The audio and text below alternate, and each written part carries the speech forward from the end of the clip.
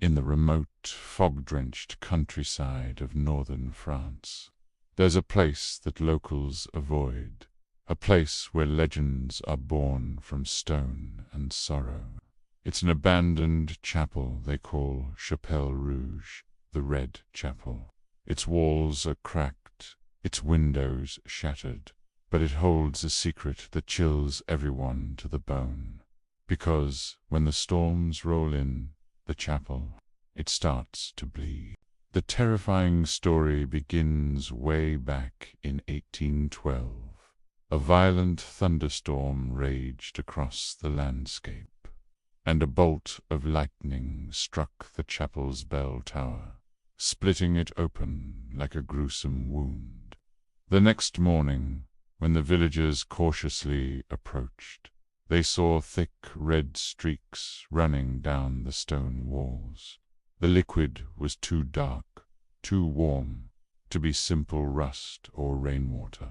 A priest tried to calm the people, saying it was a sign of divine sorrow. A doctor, a man of science, claimed it was just a natural mineral reaction in the stone. But an old woman, her voice barely a whisper, said, "Stone does not weep like the dying." Her words hung in the air, heavier than the morning fog. Days later, a weary traveler, caught in another sudden storm, sought shelter inside the chapel's crumbling walls. He was never seen again.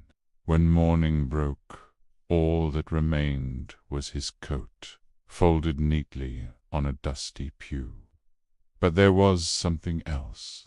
Fresh, red stains were dripping from the altar, pooling beneath it like a silent, horrifying confession.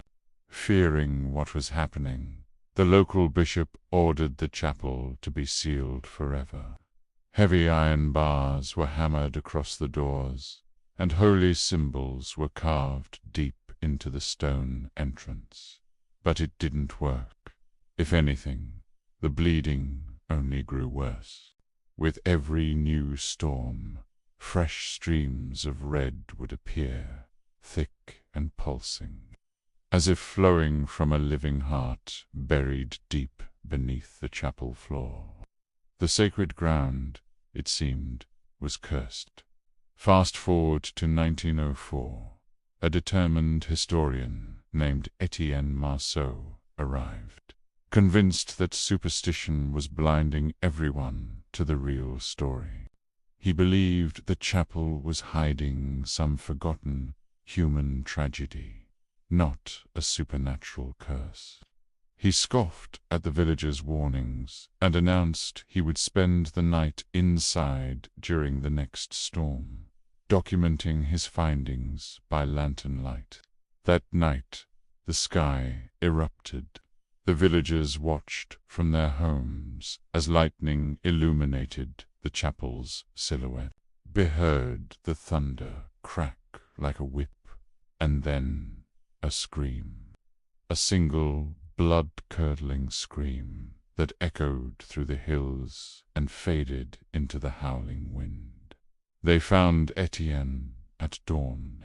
He was kneeling before the altar, his face a mask of pure terror, his mouth frozen in a silent scream. Every single wall around him was dripping with red, a cascade of crimson. But strangely, not a single drop had touched him. And there, on the floor, scrawled in the thick blood-like substance, was a single, pleading word: "Forgive." Today, Chapelle Rouge stands deserted, a silent monument to its own terrifying mystery. The iron bars are rusted, the holy carvings faded. But on nights when the sky darkens and the wind begins to rise, the villagers still bolt their doors and stay inside. They know what the storm brings. They know the chapel walls will soon run wet with crimson. They know the bell tower will groan like a dying man. And they say, If you dare to get close enough, you can hear it. A faint, sorrowful sound from within. The sound of someone crying, begging the storm to finally stop. Thanks for watching. If you enjoy stories that lurk in the shadows, don't forget to like and subscribe for more tales from the dark. Stay safe out there.